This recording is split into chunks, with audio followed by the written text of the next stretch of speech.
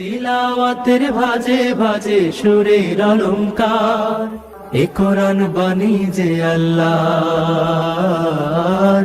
এ কোরআন বাণী যে আল্লাহর। আসসালামু আলাইকুম ওরহমতুল্লাহি ওবরাকাতুহ। আসুন্না ফাউন্ডেশনের অনন্য আয়োজন সহজ সূত্রে কোরআন শিখির ষষ্ঠ পর্বে আপনাদেরকে স্বাগতম। বিগত 5টি ক্লাসে আমরা আরবি হরফসমূহ সম্পূর্ণভাবে শিখেছি এবং পাশাপাশি আমরা আরবি হরফ কীভাবে লিখতে হয় এবং তার কয়টি সূত্র রয়েছে লেখার ক্ষেত্রে সবগুলো আমরা আলহামদুলিল্লাহ শেষ করেছি। আজকে আমরা শিখব আরবি হরফের যুক্ত অক্ষর। আমরা জানি যে হরফগুলো এককভাবে লিখলে এক ধরনের আকৃতি তৈরি হয়, আর যদি আমরা হরফগুলোকে আমরা পরস্পরের সাথে সংযুক্ত করে লিখি তাহলে আকৃতির ভিন্নতা দেখা যায়। আপনি যদি আরবিতে একটি শব্দ লিখতে চান তাহলে বেশিরভাগই আরবি হরফের আসল রূপ দেখা যায় না, সেখানে দেখা যায় আপনার আরবি হরফের পরিবর্তন দেখা যায়। আজকে আমরা ইনশাল্লাহ শিখব হরফের বিভিন্ন আকৃতি। আমরা জানি যে আরবিতে 22টি হরফ রয়েছে, যে হরফগুলো শুরুতে সংযুক্ত হয়ে আসে এবং মাঝেও সংযুক্ত হয়ে আসে এবং শেষও সংযুক্ত হয়ে আসে। এরকম হরফ হলো মোট 22টি হরফ। আপনারা আমার সাথে একবার বলুন: বা, তা, সা, জিম, হা, খ, সিন, শিন, صاد, ضاد, ط, ظ, عين, غين, فا, قاف, كاف, লাম, মিম, নুন, হা, ইয়া। আলহামদুলিল্লাহ। তাহলে আমরা আজকে জেনেছি যে 22টি হরফ শব্দের শুরুতে এবং শব্দের মাঝে এবং শব্দের শেষে যুক্ত হয়ে আসে। স্ক্রিনে লক্ষ্য করুন, দেখুন প্রথম হরফটির নাম বা। বায়ের দুটি অংশ, একটা হলো ডানের অংশ, বায়ের অংশ। বা হরফটি যখন আপনার যুক্ত হয়ে আসে শব্দের শুরুতে তখন প্রথম অংশটি আপনার অবশিষ্ট থাকে। স্ক্রিনে আপনারা দেখতে পাচ্ছেন। বাটি যখন শব্দের মাঝে আসে, স্ক্রিনে লক্ষ্য করুন যে বায়ের ভিন্ন আকৃতি রূপ ধারণ করেছে। বাটি যখন আপনার শব্দের শেষে আসে তখন দেখেন বায়ের পূর্ণ রূপ সহকারে একটা সংযুক্ত আকার রয়েছে। তাহলে আমরা বুঝতে পারতেছি যে বাটির 3টি রূপ, একটা হলো শব্দের শুরুতে, আরেকটি হলো শব্দের মাঝে, আরেকটি হলো শব্দের শেষে। এখানে আপনাদেরকে আমরা উদাহরণ দিয়ে দেখিয়ে দিয়েছি যে আসলে বাটি শব্দের ভিতরে কিভাবে আসে। লক্ষ্য করুন, বায়ের শুরুতে আকৃতির সাথে একটি উদাহরণ দেওয়া হয়েছে। শব্দটি হলো, আমরা যদি এককভাবে পড়ি, বা, ইয়া, নুন। দেখুন বায়ের কিন্তু এখানে পূর্ণ রূপটি আসে নাই, এটার অর্ধেক রূপ এসেছে, মানে হলো বায়ের প্রথম মাথাটি এসেছে। এর পরবর্তী শব্দের মাঝে যে বাটি আছে দেখেন, শব্দটি হলো হা, বা, ত। এরপরে হলো বাটি শব্দের শেষে এসেছে কিভাবে দেখেন, শেষে যখন আসে তখন আপনার পূর্ণরূপটি আসে। দেখুন শুধুমাত্র আগের অক্ষরের সাথে যুক্ত করে দেওয়া হয়েছে। এরপরে শেষের রূপটা আপনারা দেখতে পাচ্ছেন যে এখানে বার, শুরু এবং মাঝের এবং শেষের 3টি রূপকে একসাথে করে দেওয়া হয়েছে, যাতে করে আপনারা একসাথে আপনি দেখতে পারেন এবং বুঝতে পারেন। সম্মানিত শিক্ষার্থী, আমরা এখন শিখব যে আসলে বা হরফটি কিভাবে লিখতে হয় অথবা যুক্ত হয়ে হরফটি কিভাবে লেখা হয়। আপনারা স্ক্রিনের দিকে লক্ষ্য করুন, বাটি কিভাবে লেখা হয়েছে। এর পরবর্তী অক্ষর দেখেন, শব্দের মাঝের বাটি কিভাবে লিখতে হয় লেখা হচ্ছে। এরপরে দেখুন শব্দের শেষে কিভাবে লেখা হয়েছে। এরপরে 3টা অক্ষর, শব্দের শুরু এবং শব্দের মাঝে এবং শব্দের শেষে কিভাবে লিখতে হয় একসাথে লেখা হচ্ছে। আলহামদুলিল্লাহ, বা অক্ষরটি লেখা সম্পন্ন হয়েছে। এখানে আমাদের একটা জিনিস খেয়াল রাখতে হবে যে যুক্ত অক্ষর শেখার ক্ষেত্রে অবশ্যই আপনার হরফের প্রথম অংশ খেয়াল রাখতে হবে এবং নোক্তার প্রতি খেয়াল রাখতে হবে। নোক্তার অনেক ভূমিকা রয়েছে। আমরা জানি যে নোক্তা নিচে হলে কি হয়, উপরে হলে কি হয়, মাঝখানে হলে কি হয়, সেটা আমরা হরফগুলো আগে যেগুলো শিখেছি সেগুলো থেকে আমরা বুঝতে পারবো। যুক্ত অক্ষরের দ্বিতীয় হরফ তা। স্ক্রিনে লক্ষ্য করুন, তা হরফটি সেম একদমই বায়ের মতো। আমরা যদি শব্দের শুরুতে লিখতে হয়, আমরা বা যেভাবে লিখেছি, বায়ের নোক্তা শুধুমাত্র নিচে দিয়েছি। এখানে শুধুমাত্র এই বায়ের যে নিচের নোক্তাটা আছে সেটাকে মুছে উপরে 2টা নোক্তা বসিয়ে দিলে তা হয়ে যাবে। স্ক্রিনে লক্ষ্য করুন, দেখুন শব্দের শুরুতে তা কিভাবে লেখা হয়েছে, শব্দের মাঝখানে এবং শব্দের শেষে। এর সাথে আমরা শব্দের শুরুতে আমরা একটা উদাহরণ নিয়ে এসেছি। উদাহরণটি হলো তা, লাম, কাফ।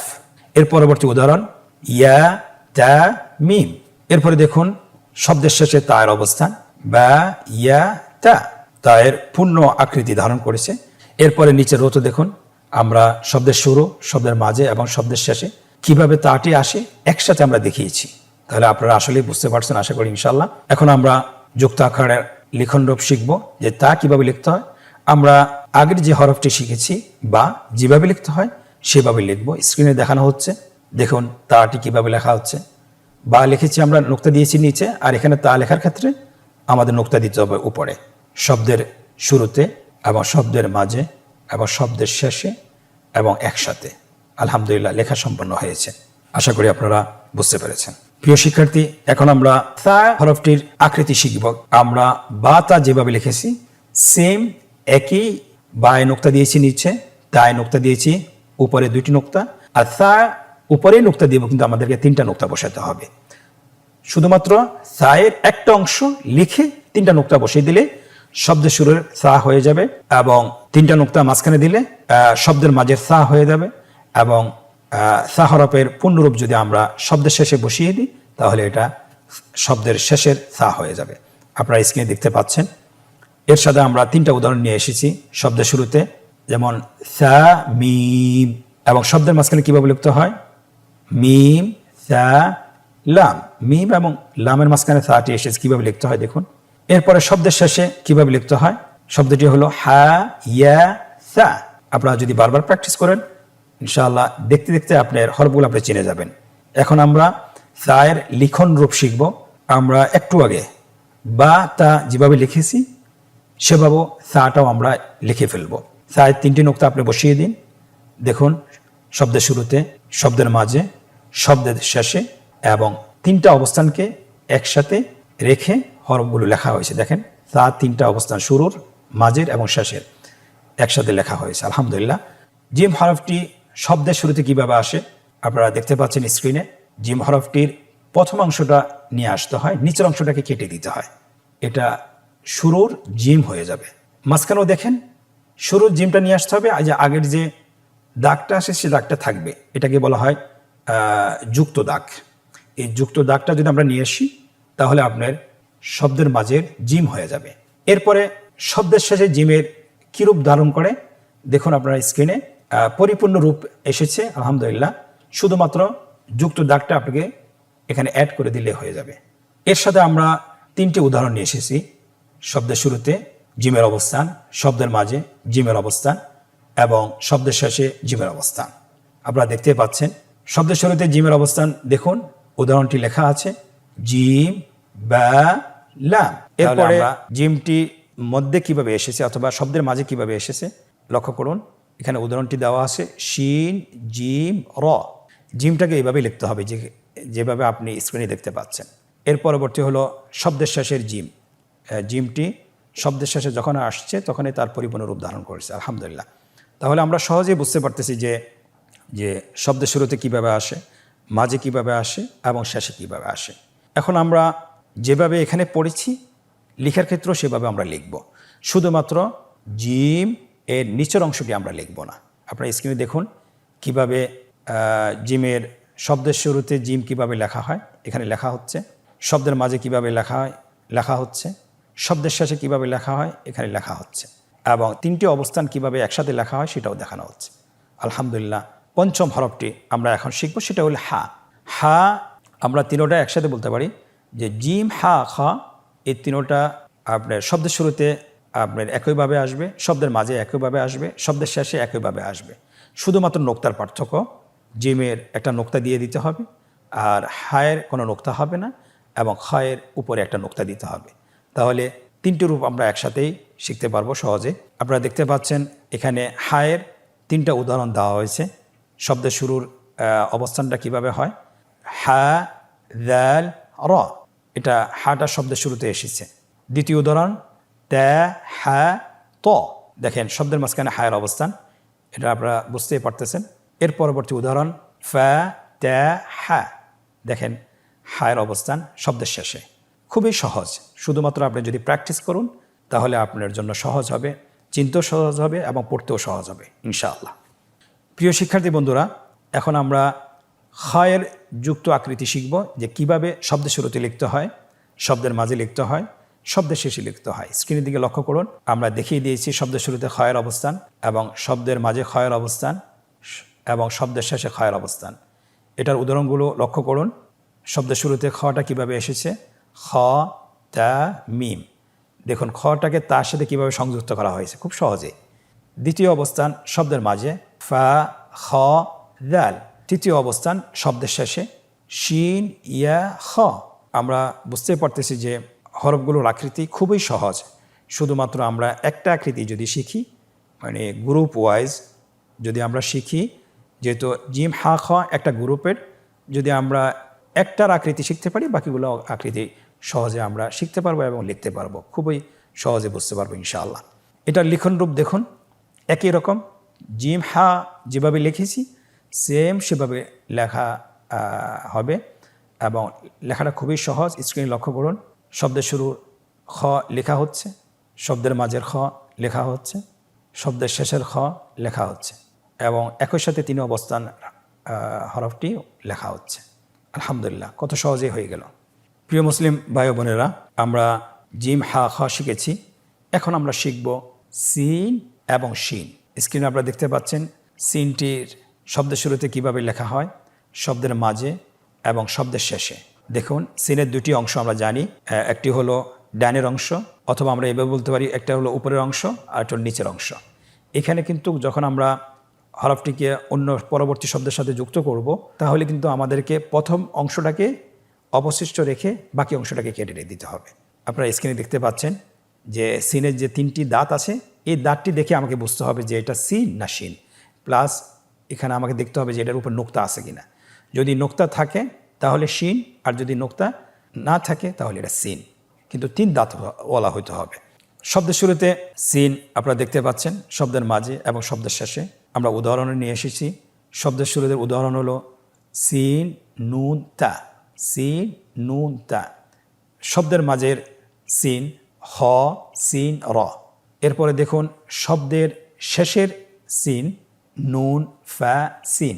দেখুন ফায়ের পরে অক্ষরটিকে কিভাবে যুক্ত করা হয়েছে। এখন আমরা দেখতে পাচ্ছি যে তিনটা অবস্থানকে একটি শব্দে লেখা হয়েছে, শব্দের শুরু, শব্দের মাঝে এবং শব্দের শেষে। আপনারা নিচের গঠটিতে দেখতে পাচ্ছেন সিন সিন সিন। এখন আমরা শিখব যে লিখন রূপ। সিনটা আমরা কিভাবে লিখব, খুবই সহজ। শুধুমাত্র আপনি শুরুতে লিখলেও তিনটে দাঁত থাকবে, আপনি যদি মাঝেও লেখেন তিনটি দাঁত থাকবে, আর শেষে লিখলে পরিপূর্ণ রূপ ধারণ করবে, খুবই সহজ। আপনি স্ক্রিনে দেখুন, শব্দের শুরুতে লেখা হচ্ছে, শব্দের মাঝে লেখা হচ্ছে, শব্দের শেষে লেখা হচ্ছে এবং তিনোটা একসাথে লেখা হচ্ছে। আলহামদুলিল্লাহ। সিন গ্রুপের আরেকটি হরফ হলো শিন। এতক্ষণ আমরা সিনের যে আলোচনা করেছি নোক্তা ছাড়া, আর এখন যে শিনের আলোচনা করব নোক্তা সহ। তার মানে কি, তার অর্থ হলো যে সিন এবং শিন দেখতে একই রকম। এটা যখন শব্দের শুরুতে আসবে, শব্দের মাঝে আসবে, শব্দের শেষে আসবে, দেখতে একই রকম, শুধুমাত্র নোক্তার পার্থক্য রয়েছে। সিনের উপরে তিনটা নোক্তা থাকবে না, কিন্তু শিনের উপর তিনটা নোক্তা থাকবে। আপনারা স্ক্রিনের দিকে লক্ষ্য করুন, শিনটি শব্দের শুরুতে কীভাবে আসছে, শব্দের মাঝে, শব্দের শেষে।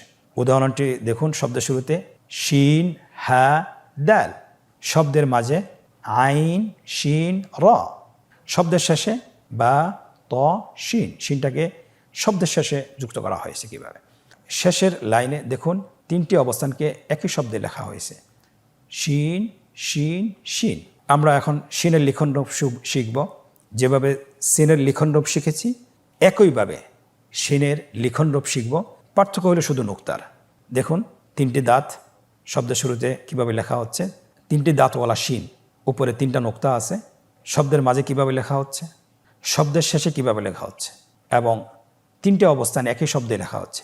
দেখেন শিন শিন শিন, শব্দের শুরুতেও সংযুক্ত হয়ে এসেছে, মাঝেও সংযুক্ত হয়ে এসেছে এবং শেষও সংযুক্ত হয়েছে। আশা করি আলহামদুলিল্লাহ আপনারা আকৃতি শিখতে পেরেছেন। প্রিয় শিক্ষার্থীবৃন্দ, আরবি হরফের আরেকটি গ্রুপ হলো সদ দদ।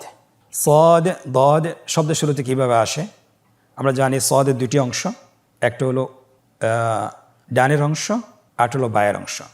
ডানের অংশটি উপরে, বায়ের অংশটি নিচে।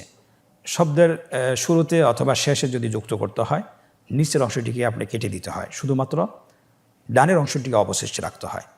স্ক্রিনে আপনারা লক্ষ্য করুন সদটি শব্দের শুরুতে কীভাবে লেখা হয়, সদ মাঝখানে এবং শেষে, শব্দের শেষে। আমরা শব্দের শুরুতে সদ কীভাবে যুক্ত হয় আপনারা উদাহরণটি দেখলে বুঝতে পারবেন। উদাহরণটি হলো সদ মিম। শব্দের মাঝের সদ কিভাবে লিখতে হয় আপনারা স্ক্রিনে দেখুন। উদাহরণটি দেওয়া আছে, মিম সদ র। শব্দের শেষে সদের অবস্থান, উদাহরণটি লক্ষ্য করুন, নুন কফ সদ। আলহামদুলিল্লাহ, খুব সহজেই হরফের শুরুর অবস্থান এবং মাঝের অবস্থান এবং শেষের অবস্থান দেখানো হয়েছে। লিখনরূপ খুব সহজ। লিখনরূপ আমরা যেভাবে দেখিয়েছি সেভাবে লিখতে হবে। সদের প্রথম অংশটাকে রেখে অবশিষ্ট রেখে দ্বিতীয় অংশটিকে কেটে দিতে হবে। তাহলে শব্দের শুরুর সদ কীভাবে লেখা হচ্ছে, শব্দের মাঝের সদ লেখা হচ্ছে, শব্দের শেষের সদ লেখা হচ্ছে এবং তিনটি অবস্থান একই শব্দে লেখা হচ্ছে। দেখুন, সদ সদ সদ। এই গ্রুপের আরেকটি হরফ সেটা হলো দত। আমরা বলেছি সদ দত শব্দের শুরুতে একই রকম আসে, শব্দের মাঝে এবং শব্দের শেষে দেখতে একই রকম, শুধুমাত্র নোক্তার পার্থক্য। আপনি সদের উপর কোনো নোক্তা নেই, আপনি দেখতে পাচ্ছেন, শুধুমাত্র সদের উপর একটা নোক্তা বসিয়ে দিলে দদ হয়ে যাবে। শব্দের শুরু এবং শব্দের মাঝের এবং শব্দের শেষের অবস্থান তিনটি আমরা দেখিয়েছি, উদাহরণ সহ নিয়ে এসেছি। উদাহরণটি আমরা পড়ি, দদ ল্যাম এবং শব্দের মাঝের দদ তা দদ ল্যাম এবং শব্দের শেষের দদ আপনারা উদাহরণটি দেখতে পাচ্ছেন, বা আইন দদ। তাহলে খুব সহজেই আপনার দদ হরফটি তার তিনটি অবস্থান আমরা চিনতে পেরেছি এবং আত্মস্থ করতে পেরেছি। এখন আমরা তার লিখন রূপটা দেখাবো, যেভাবে আমরা এখানে উদাহরণ সহকারে দেখিয়েছি। আপনার লিখন রূপের ক্ষেত্রে সেম, আপনি এককভাবে লিখতে পারেন দদ হরফটি, এরপরে নিচের অংশটা কেটে দেন, এটা শুরুর দদ হয়ে যাবে। এবার মাঝের দদ সেম, স্ক্রিনে দেখতে পাচ্ছেন, এখানে লেখা হচ্ছে এবং শব্দের শেষের দদও লেখা হচ্ছে। খুব সহজেই আপনার হরফগুলো লেখা হয়েছে। আলহামদুলিল্লাহ, আপনিও পারবেন যদি চেষ্টা করেন ইনশাআল্লাহ। প্রিয় শিক্ষার্থীবৃন্দ, 22টি যুক্ত হরফের আরেকটি গ্রুপ সেটা হলো ত জ। ত হরফটি শব্দের শুরুতে কিভাবে আসে স্ক্রিনের দিকে লক্ষ্য করুন। ত জ শব্দের শুরুতে একই রকম আসে এবং শব্দের মাঝখানেও একই রকম আসে, শব্দের শেষেও একই রকম আসে, শুধুমাত্র নোক্তার পার্থক্য। ত এর উপরে নোক্তা থাকবে না, জ এর উপরে নোক্তা থাকবে। আমরা এখন তটা দেখছি। দেখুন, শব্দের শুরুতে ত এর উদাহরণ দেওয়া আছে, ত হ্যাঁ র। শব্দের মাঝের ত উদাহরণটি লক্ষ্য করুন, ইয়া ত আইন। শব্দের শেষের ত দেখুন উদাহরণটি লেখা আছে, হ্যাঁ বা ত। ত এবং জয়ের ক্ষেত্রে শব্দের শুরু হোক, শেষে হোক, মাঝে হোক, তার আসল রূপে ধারণ করবে। আশা করি আপনারা বুঝতে পারছেন। আমরা এখন লিখন রূপটা শিখব। দেখুন, ত হরফটি কিভাবে লিখতে হয়। শব্দের শুরুতে ত লেখাটা খুবই সহজ এবং শব্দের মাঝে একই রকম, শুধুমাত্র দুই পাশে যুক্ত দাগ থাকবে এবং শব্দের শেষে দেখুন তটি তার পরিপূর্ণ রূপে আসবে এবং তার তিনটি অবস্থান একই শব্দে আমরা লিখেছি, স্ক্রিনে লেখা হচ্ছে। দেখুন কিভাবে লিখতে হয়, ত ত ত। আশা করি আপনারা ত হরফটি কিভাবে চিনবেন এবং কিভাবে লিখবেন দুটি আপনারা শিখেছেন। প্রিয় শিক্ষার্থীবৃন্দ, ত এর সাথে সামঞ্জস্যপূর্ণ আরেকটি হরফ সেটা হলো দ। শব্দের শুরুতে দ কিভাবে এসেছে উদাহরণটি দেখুন, দ হ্যাঁ র। কিভাবে দকে হা র এর সাথে সংযুক্ত করা হয়েছে। শব্দের মাঝে দ কিভাবে আসে স্ক্রিনে লক্ষ্য করুন। উদাহরণটি বলুন, আইন দ মিম। শব্দের শেষের দ লক্ষ্য করুন। উদাহরণটি পড়ুন, গইন ইয়া দ। ইয়া গইন এবং ইয়ার পরবর্তী অক্ষর হল দ, দুটোর সাথে দকে সংযুক্ত করা হয়েছে। খুবই সহজ। এবং নিচের লাইনটিতে দ এর অবস্থান, শুরুর অবস্থান, মাঝের অবস্থান এবং শেষের অবস্থান দেখানো হয়েছে। আমরা কিভাবে লিখব একটু আগে আমরা বলেছি, ত যেভাবে লিখেছি সেভাবে জ হরফটি লিখব। স্ক্রিন লক্ষ্য করুন। শুধুমাত্র ত এর উপরে একটা নোক্তা দিতে হবে। শুরুর অবস্থানের দ লেখা হচ্ছে, শব্দের মাঝের দ এর অবস্থান লেখা হচ্ছে এবং শব্দের শেষের অবস্থান দ লেখা হচ্ছে এবং তিন অবস্থানকে একই শব্দে লেখা হচ্ছে। দেখুন, দ দ দ। আশা করি আপনারা হরফগুলো বুঝতে পেরেছেন এবং চিনতে পেরেছেন এবং আশা করি যখন আপনি এটা বারবার প্র্যাকটিস করবেন, কোরআন পড়বেন, আপনি সহজে এটা চিনতে পারবেন ইনশাআল্লাহ। সম্মানিত ভাই বোনেরা, 22টি হরফের আরেকটি গ্রুপ হলো আইন এবং গইন। আইন এবং গইন। আইন এবং গইন শব্দের শুরুতে কিভাবে আসে আপনারা স্ক্রিনের দিকে লক্ষ্য করুন। শব্দের মাঝে এবং শব্দের শেষে, শুধুমাত্র নোক্তার পার্থক্য। আপনারা উদাহরণসহ দেখতে পাচ্ছেন। শব্দের শুরুতে আইন কিভাবে লিখতে হয় উদাহরণটি দেখুন, আইন ল্যাম মিম। শব্দের মাঝের আইন বা আইন দাল। শব্দের শেষের আইন তার পূর্ণ আকৃতি এসেছে বা ইয়া আইন। শেষ লাইনে দেখুন শব্দের 3টে অবস্থান একসাথে লেখা হয়েছে। আইনটি যুক্ত হয়ে আসেছে প্রত্যেকটি অবস্থানে, শুরুতে, মাঝে এবং শেষে। আইন আইন আইন। আইন হরফটি কীভাবে লিখতে হবে? খুবই সহজ। আপনি যদি শব্দের শুরুতে লিখতে হয়, আইনের প্রথম অংশটি অবশিষ্ট রেখে দ্বিতীয় অংশটি কেটে দেন। আইন তার শুরুর অবস্থানটি অবশিষ্ট থাকবে। এবং শব্দের মাঝে লিখতে হয়, আপনারা স্ক্রিনে দেখতে পাচ্ছেন। এবং শব্দের শেষেও আপনার যদি আইনটি আসে, এটারও একটু ভিন্ন রূপ ধারণ করে। আপনারা দেখতে পাচ্ছেন কীভাবে লিখতে হয় আইনটা। স্ক্রিনের দিকে লক্ষ্য করুন, লেখা সম্পন্ন হয়েছে। এবং আইনটি একই সাথে শব্দের শুরুর, মাঝের এবং শেষের কীভাবে লিখতে হয় এটা স্ক্রিনের দিকে লক্ষ্য করুন। আইন আইন আইন। আলহামদুলিল্লাহ, সম্পন্ন হয়েছে। এই গ্রুপের আরেকটি হরফ গইন। শব্দের শুরুতে গইনের অবস্থান গইন ইয়া র। শব্দের মাঝের অবস্থান বা গইন ইয়া, এবং শব্দের শেষের অবস্থান বা লাম গইন। এবং 3টে অবস্থানকে একই শব্দে লেখা হয়েছে, একই শব্দে দেখানো হয়েছে। দেখুন গইন গইন গইন। আমরা এখন লিখন রূপটা শিখব। লিখন রূপটা আমরা বলেছি দেখতে আইনের মতোই। আইন যেভাবে লিখেছি শব্দের শুরুতে, শব্দের মাঝে, শব্দের শেষে, তেমনিভাবে গইনটিও আমরা সেভাবে লিখব। স্ক্রিনে লেখা হচ্ছে শব্দের শুরুতে, শব্দের মাঝে, শব্দের শেষে, এবং 3টে অবস্থান একই শব্দে লেখা হচ্ছে। লেখা সম্পন্ন হয়েছে। আলহামদুলিল্লাহ, আশা করি আপনারা বুঝতে পেরেছেন। সম্মানিত প্রিয় ভাই ও বোনেরা, আমরা এখন একটি আনন্দদায়ক পর্বে প্রবেশ করব। যে এতক্ষণ ধরে আমরা যে পড়াগুলো পড়তেছিলাম, যে পাঠগুলো পড়তেছিলাম, যে শব্দের অবস্থানগুলো শুরুর এবং মাঝের এবং শেষের অবস্থানগুলো যে পড়তেছিলাম, কতটুকু আমরা আত্মস্থ করতে পেরেছি সেটা আমরা এখন নিজেদেরকে যাচাই করব। প্রথম পর্বে বলা হয়েছে আমাদেরকে নিম্নোক্ত হরফগুলো সঠিকভাবে উচ্চারণ করুন। আমরা যেহেতু একক হরফ শিখেছি এবং যুক্ত অক্ষরও শিখেছি, এই জন্যে আমরা এখন কতটুকু আসলে আত্মস্থ করতে পেরেছি, কতটুকু হরফগুলো আমরা দেখে চিনতে পারবো, সেটা এখন আমরা নিজেদেরকে যাচাই করতে পারবো। আপনারা এখানে দেখুন, স্ক্রিনের দিকে লক্ষ্য করুন এবং বলুন তে জে খ বে। পরবর্তী শব্দ তে বে তে।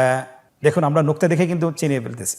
পরবর্তী শব্দ শিন জিম র র বে হ্যা তে হ্যা তে জিম র বে আইন হ্যা صاد ضاد عين غين ظا سين عين فاء نون ثاء باء تاء سين باء حاء طاء باء خاء।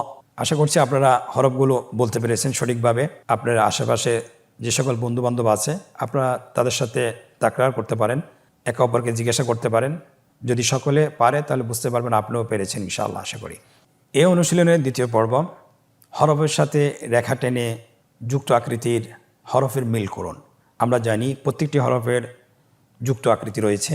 সো ডান পাশে, ডান কলামে একক হরফগুলো লেখা হয়েছে এবং বাম কলামে যুক্ত আকৃতির হরফগুলো লেখা হয়েছে। শুধুমাত্র আপনাকে যেটা করতে হবে, হরফের সাথে যুক্ত আকৃতির হরফের মিল করতে হবে। প্রথম হরফটি হলো বা। আপনি দেখুন বায়ের যুক্ত আকৃতি হরফ কোন জায়গায় আছে, বায়ের সাথে তার সাথে রেখা টেনে মিল করুন। স্ক্রিনে লক্ষ্য করুন, রেখা টেনে মিল করা হচ্ছে। বায়ের সাথে বা, তায়ের সাথে তা, সায়ের সাথে সা। এইভাবে সবগুলো দেখেন আপনার মিলে গেছে। আলহামদুলিল্লাহ, কত সহজেই হরফগুলো যুক্ত অক্ষরের সাথে মিল করা হয়েছে। আলহামদুলিল্লাহ। আজকের অনুশীলনের তৃতীয় পর্ব, যে নিম্নে যুক্ত আকৃতির হরফগুলো সঠিক স্থানে লিখতে হবে। আপনারা দেখতে পাচ্ছেন এখানে কিছু কলাম দেওয়া হয়েছে, ঘর দেওয়া আছে। উপরে একটা রোতে যুক্ত আকৃতির হরফগুলো লেখা হয়েছে, আর 3টে অবস্থান দেওয়া হয়েছে, শুরুর এবং মাঝের এবং শেষের। আপনার কোন আকৃতিটি কোন জায়গায় বসবে এটা আপনাকে নিজেই নির্ধারণ করতে হবে। স্ক্রিনে লক্ষ্য করুন, প্রথমে ফা লেখা হচ্ছে, এই অক্ষরটি শব্দের শেষে বসবে, এই জন্য শেষের রোতে লেখা হচ্ছে।